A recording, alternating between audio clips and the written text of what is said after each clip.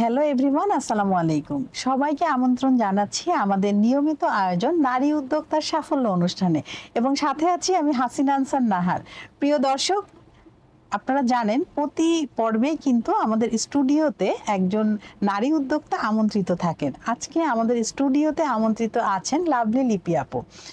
আমরা আজকে লাভলি লিপি আপুর সকল জানা অজানা তথ্যগুলো জানবো, এবং তিনি কিভাবে একজন সফল নারী উদ্যোক্তা হয়ে উঠলেন সেই গল্পটিও কিন্তু আমরা তার কাছ থেকে শুনবো। পুরো অনুষ্ঠান জুড়েই তিনি আমাদের সাথে থাকবেন।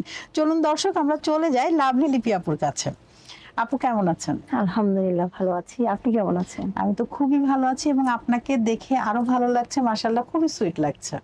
Thank you. কি নিয়ে ব্যস্ততা যাচ্ছে? আমার এখন ব্যস্ততা আছে বেশি, যেহেতু আমি কুকিং নিয়েই আছি, যে আমার একটা পেজ আছে এবং ইউটিউব চ্যানেল আছে। পেজের নামটা, ইউটিউব চ্যানেলের নামটা? LL kitchen YouTube channel. আর পেজ হচ্ছে Lovely Lipi, Lovely's kitchen, sorry, Lovely's kitchen. এই তো। আর এই আমি ফুড ডেলিভারিও দিয়ে থাকছি, বিভিন্ন বিজনেস। মানে কি ধরনের বিজনেস করছেন? শুধু খাবারেরই বিজনেস করছেন? হ্যাঁ, কি কি খাবার আছে? এখন খাবার নিয়ে আছি, সব ধরনেরই খাবার আমি চেষ্টা করছেন, মানে কাবাব, বিরিয়ানি, একদম আমার ইন্ডিয়ান, সব ফুড ইন্ডিয়ান, সব ধরনের। সবচেয়ে আপনার হাতের কোন খাবারটা সেরা? বেশি অর্ডার আসে কোনটা?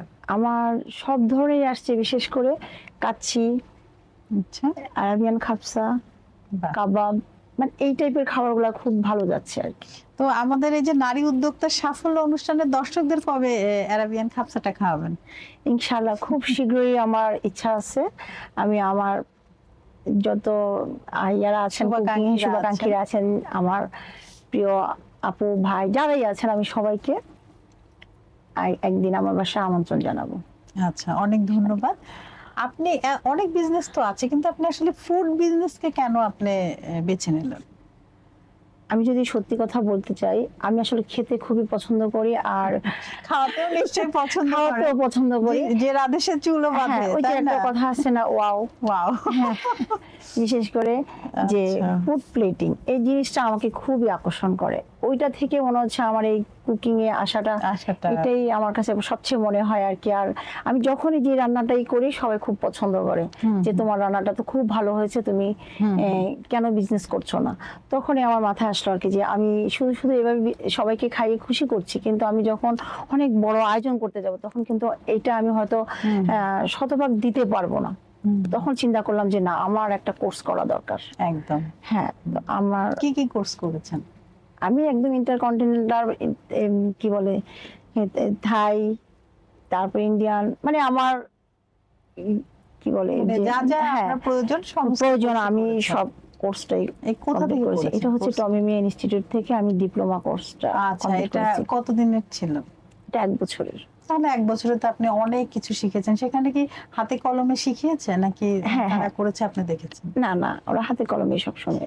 আসলে হাতে কলমে শেখাটাই ভালো, তখন হয় কি প্র্যাকটিসটা হয়ে যায়, আপনি বাসায় এসেও কিন্তু সেভাবে করতে পারেন। হ্যাঁ, ওটা বসে যায়। হ্যাঁ, ওইভাবেই করেছি। যখন ওরা ওইখানে যেই রেসিপিটাই করতো, আমি আমার বাসায় এসে সেটাকে আরো ভালো কিছু করার চেষ্টা করতাম, বা এটা থেকে আমি আরো নতুনত্ব কিছু আনার চেষ্টা করতাম। আচ্ছা, ওনারা কি রেসিপি বই দিয়েছিলেন? হ্যাঁ হ্যাঁ, এটা আরো কার্যকরী, কারণ রেসিপি বুক থাকলে আপনি তখন সেটা দেখে আবারও যদি কোনোটা মিস হয়ে যায়, সেক্ষেত্রে আবার নতুন করে কিন্তু আমি এটা করতে পারছি। আচ্ছা, সফল উদ্যোক্তা হতে হলে কোন কোন বিষয়গুলো মাথায় রাখতে হয় বলে আপনি মনে করেন? আমি মনে করি সফল উদ্যোক্তা হতে হলে সেটা হচ্ছে সাহসিকতা, নিষ্ঠা, দৃঢ়তা এবং ধৈর্য। ধৈর্য তো মাস্ট বি, অবশ্যই। ধৈর্য না হলে আপনি কোনো বিষয়েই তো কিছু সাইন করতে পারবেন না সেভাবে। আর অবশ্যই নিজের প্রতি আত্মবিশ্বাসটাও থাকতে হবে যে না, আমি এটা পারবো। হ্যাঁ, আমার সেই সাহসটা আছে যে না, আমি অনেক দূর যেতে পারবো, ওই সাহসটা আছে। আচ্ছা, আপনি যে উদ্যোক্তা হলেন, এটার পেছনে আসলে অবদান কার?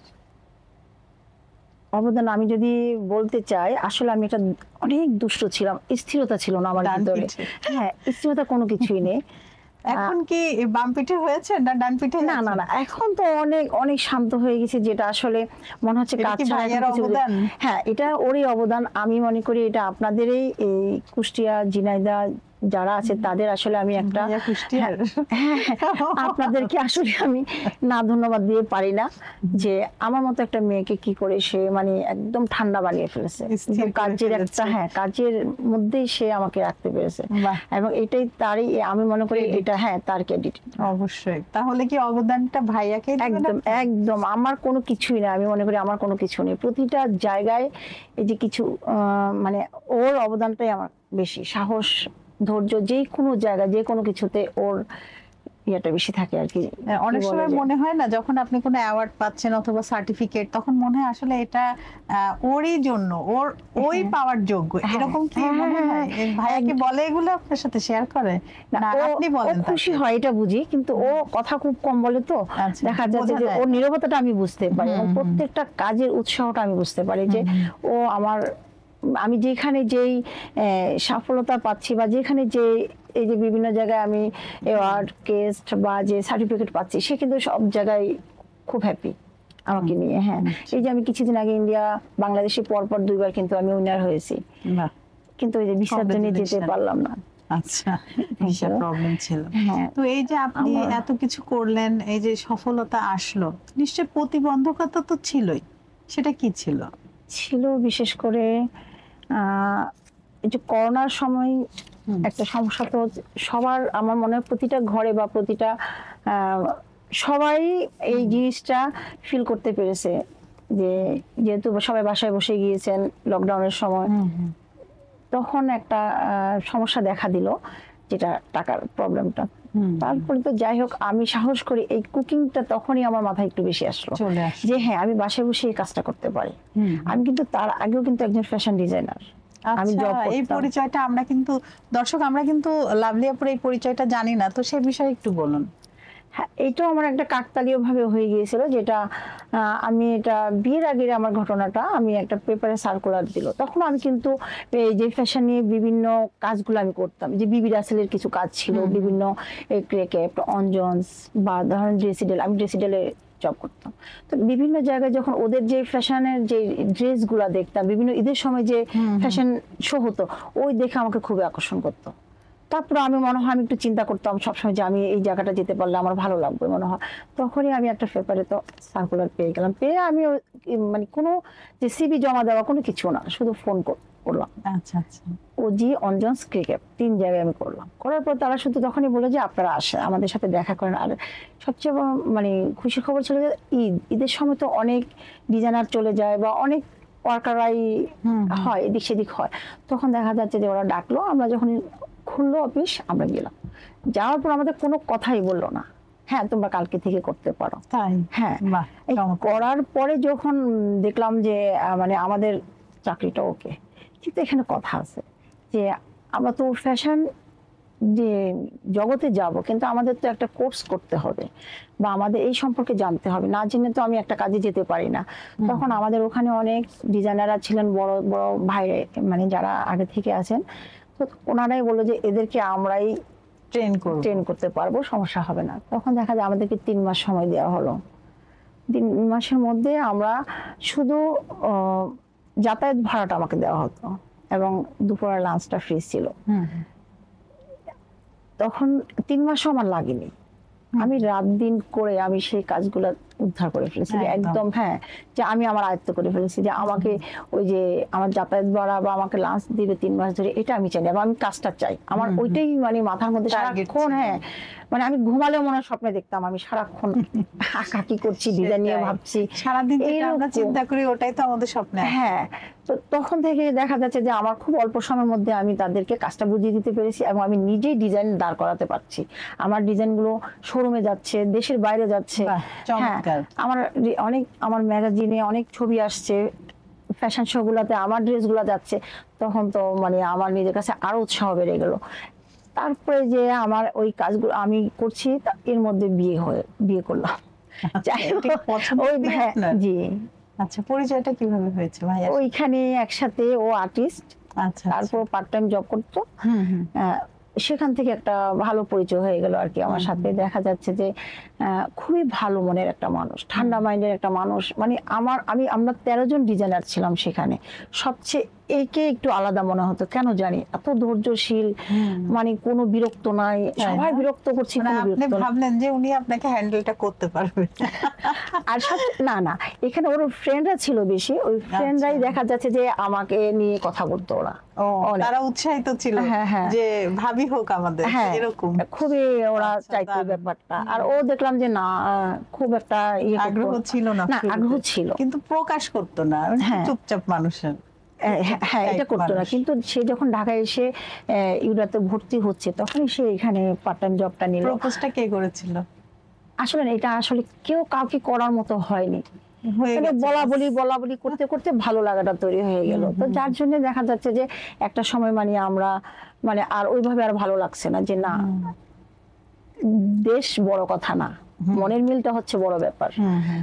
কোথায় ওরা যদিও এস্টাবলিশ খুলনায়, তারা তো অরিজিনাল খুলনার না, তারপরেও আমার অরিজিনাল কোথাকার?